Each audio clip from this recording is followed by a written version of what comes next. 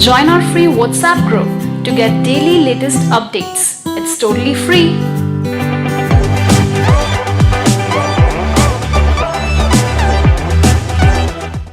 Part 1. You'll hear an interview conversation between a banker and a customer. First, you have some time to look at questions 1 to 7.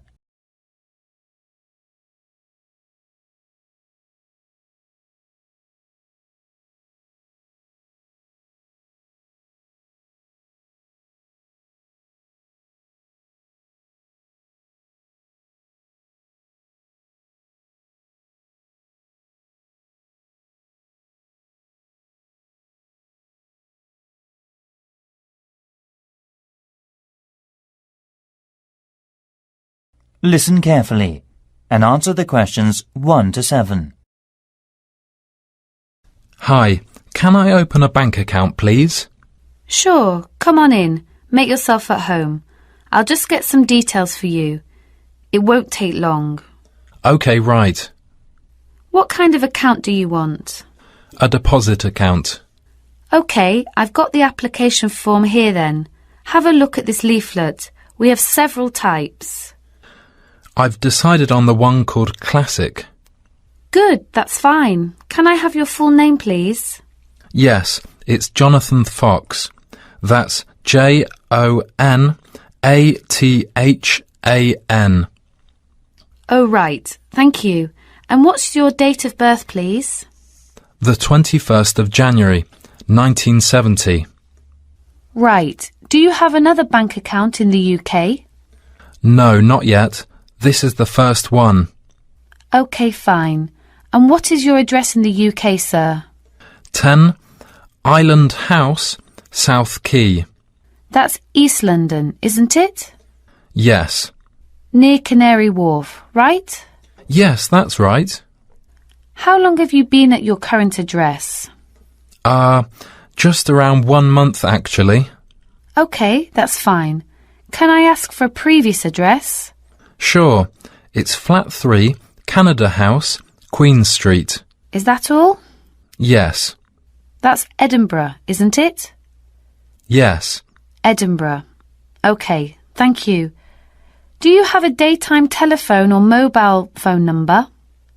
Yes. I think the number of my office, it's 0207 235 6735. Would you like my home phone number too? Yes, please. It's 0204 675 1222. Lovely. Before you hear the rest of the conversation, you have some time to look at the questions 8 to 10.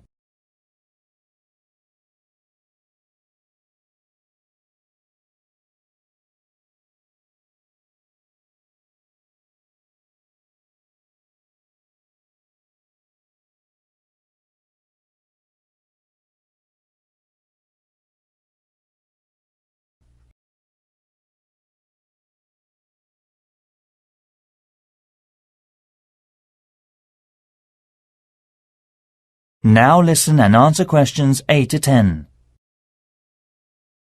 Right. What do you do for a living in the UK, sir? I am working at an English language school in central London as a tutor. It's my main job. OK. Now we usually ask for a piece of information for checking your identity, for security reasons, if you phone us. Sure. What name is your mother's first name? Because it's less likely to be known. OK, it's Monica. Thank you. Yes, Monica. It's Russian. OK, good. And how much would you like to open your account with? I've only brought £1,000. OK, fine. How often would you like to receive bank statements? I won't be needing bank statements. What about an online banking service? OK, just a moment, please. Can I check in the box on the screen? Sure. I was also wondering about a mortgage service. Sure. Can you just wait a moment? I'll introduce you to a mortgage marketing manager. Thank you. That is the end of part 1. You now have half a minute to check your answers.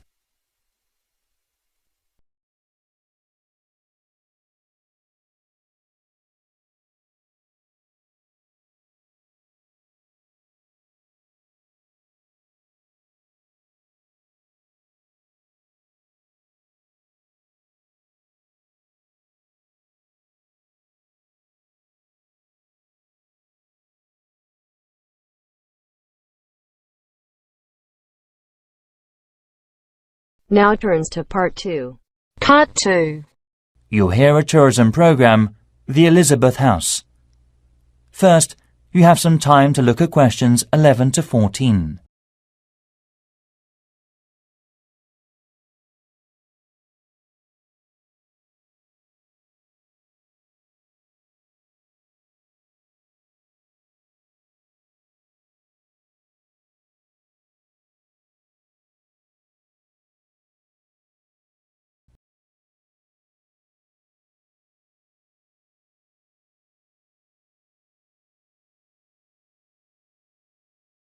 Now listen carefully and answer the questions 11 to 14. Hi everybody, good to see you again. This morning I'll tell you about the Elizabeth House in Canterbury, once home of the famous carpenter Jonathan Owen. He bought the house in 1965, although he had first seen it 5 years earlier. Actually, he was interested in the house as a traditional flat in England, and he paid £5,000 for it without a second thought, because of it having standard and regulation building methods during the Middle Ages in the UK. At that time, he had worked at the University of Canterbury as a head carpenter, who managed with a small building company. His professional success was abundant, but his family life wasn't so successful. His parents had suffered from diabetes and mental disease, and his brother Dan was ill with pneumonia.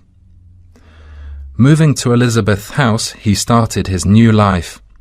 Jonathan considered the home a pure example of traditional East England country house and did some of his successful building structure work here. The backyard and garden of the house became calm and peaceful. The materials used to make the wall, chimney and roof were collected from the local area. Most of all, oak trees were in the front of the main gate. Before you hear the rest of the program, you have some time to look at the questions 15 to 20.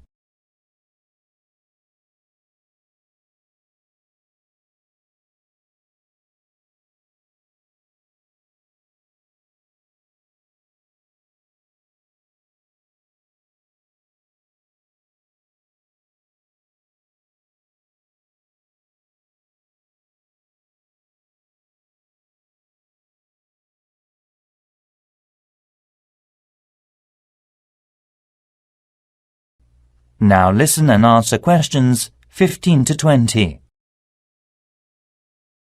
As you go up the path, there's the rose garden on your right, and you will find to your left an area which has interesting types of sunflower as well as some lovely carnation. It is known as the sun rainbow and was designed by his brother Dan, who had studied gardening arts in Paris. The next destination is the Japanese footbridge, with exotic Asian mountain plants and fruit growing on it. Follow the path round to the second corner, and on your left you will see the entrance to the pear tree, with its 200-year-old branches go through the path until you've reached the front of the house. Now I'll give you a couple of hours to wander around this lovely building. Your tour guide will introduce and explain about its history and viewpoints to you. If you need to buy any of Jonathan's handbooks or other souvenirs, you can enter the house where you'll find the shop, which is located between the path and the watermill. I expect by this time you may also be in need of a rest and some refreshments from the snack bar. If you have a break, there is a lovely walk down towards the River Cotton. This is the best view for visitors. You can cross the field which spreads along the path close to the windmill. In autumn, this area will open a small event or festival which is definitely worth a visit. It is familiar a good place for growing strawberries. Every season most of the residents are ready to make local produce. Also, the local council helps to improve the grape festival by promoting and marketing it through online and offline methods. Last year, around 100 tons of grapes were harvested and sold at the city mall. We'll now have a good chance to see an orchard behind the house.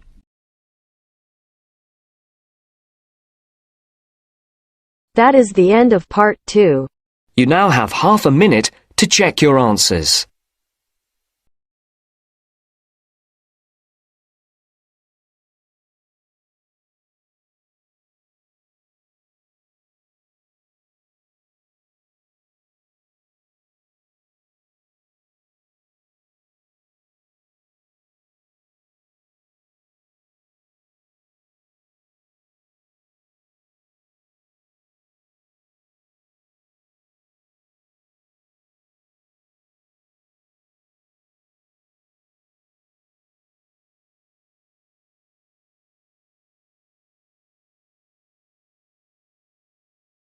Now turns to part 3.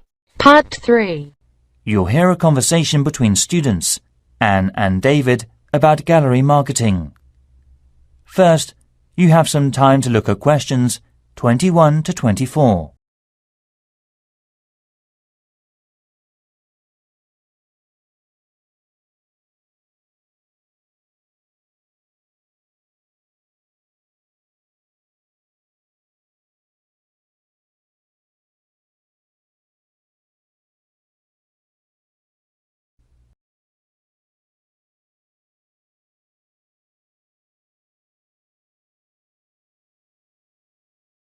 Now listen carefully and answer the questions 21 to 24.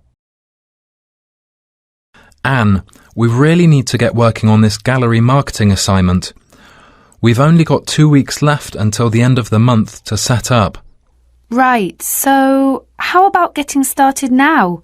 We need to work through the instructions. Well, we must search for one area from tourism industries, like the museum or gallery. There are lots of sites online. What are they about? The National Science Museum, the History Museum, the War Museum, the Tate Modern Art Gallery, and so on. You got more?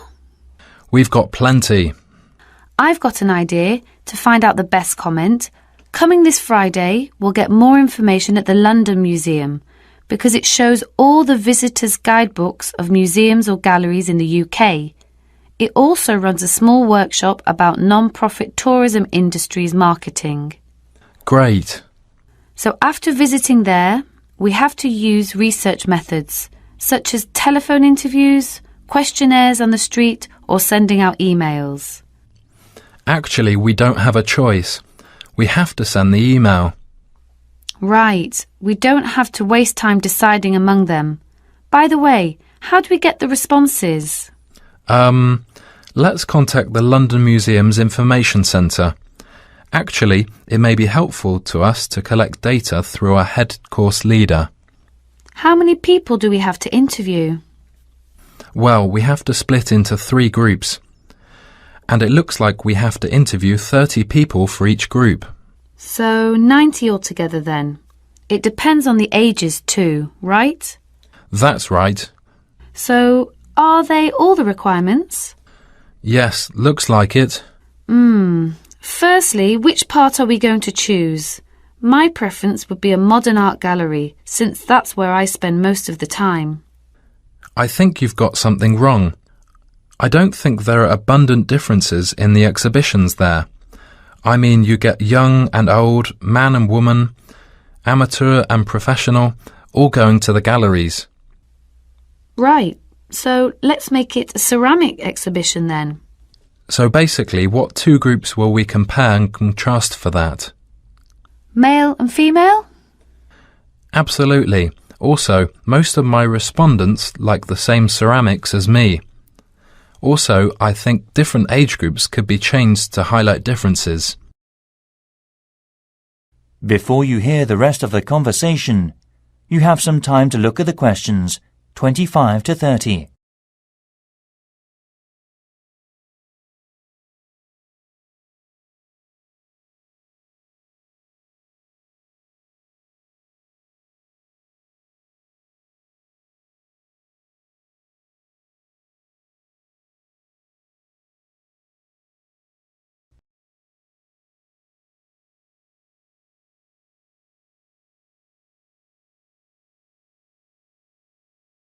Now listen and answer questions 25 to 30.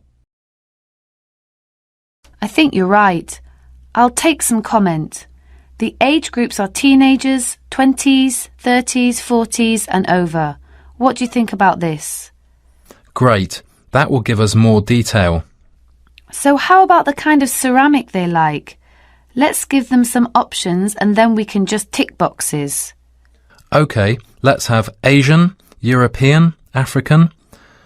What else? Something special?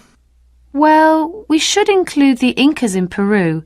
Some people like this style, you know. OK. And then we should know about their understanding of ceramics. They can learn about that thanks to a gallery curator who can inform them about the patterns and markings through picture and local clay. I'm curious about how they were made. I mean a process with painting and things embedded on the surface. At that time, the equipment and materials were not good, compared with the present day. I agree. We should also include an earthen vessel, of course. Right. The next step could be about where they were actually from. They were made from local clay, weren't they? Things such as mountain, lake, basement and so forth. I think so.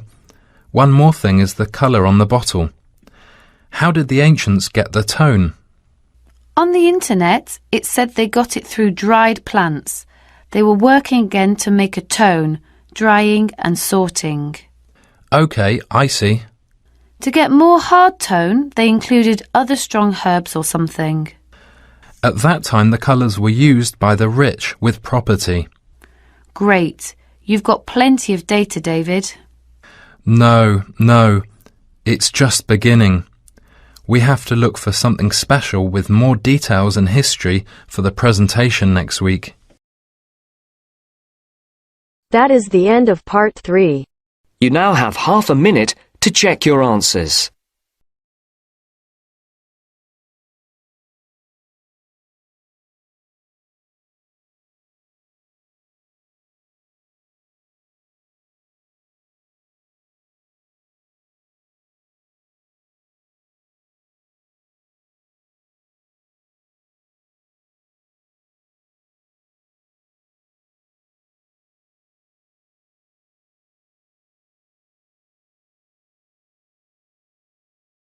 Now turns to part 4.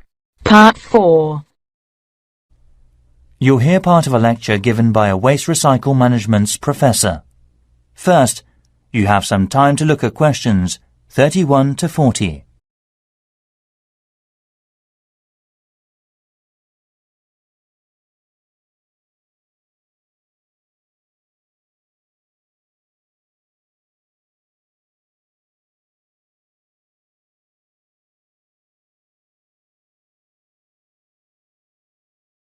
Now listen carefully and answer the questions 31 to 40.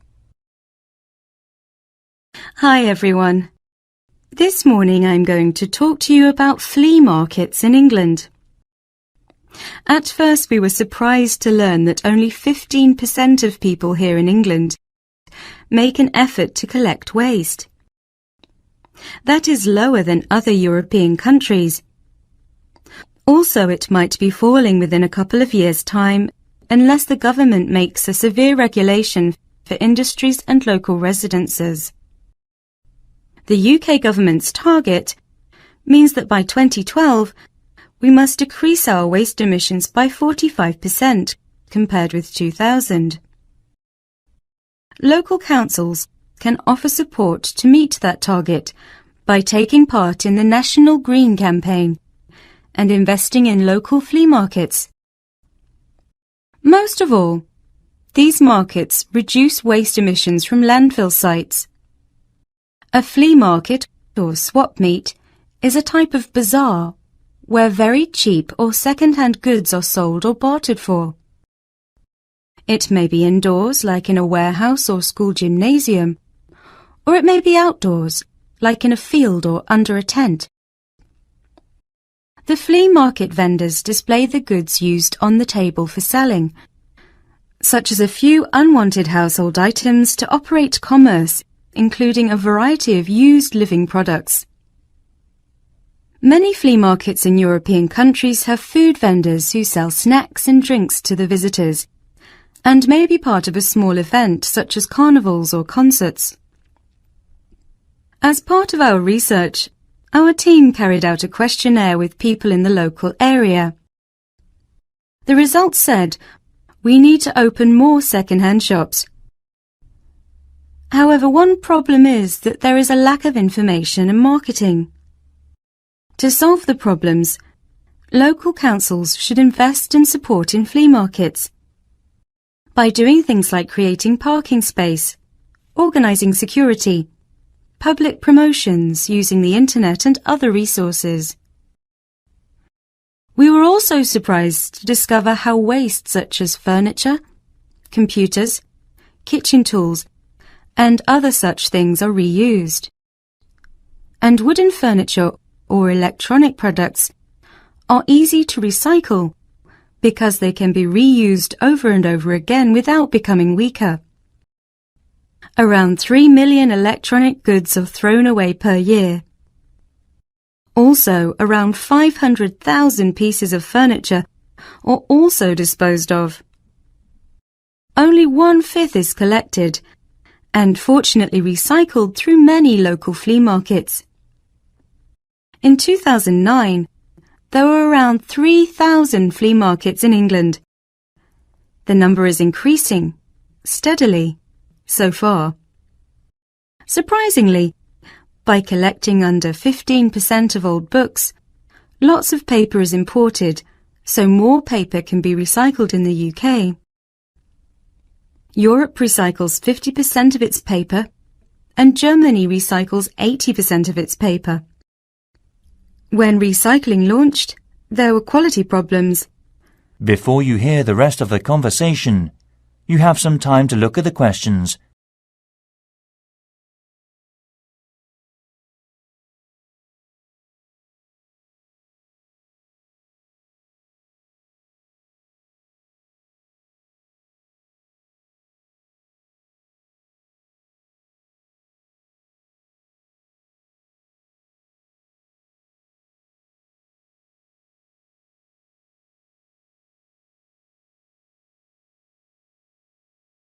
Now listen and answer questions.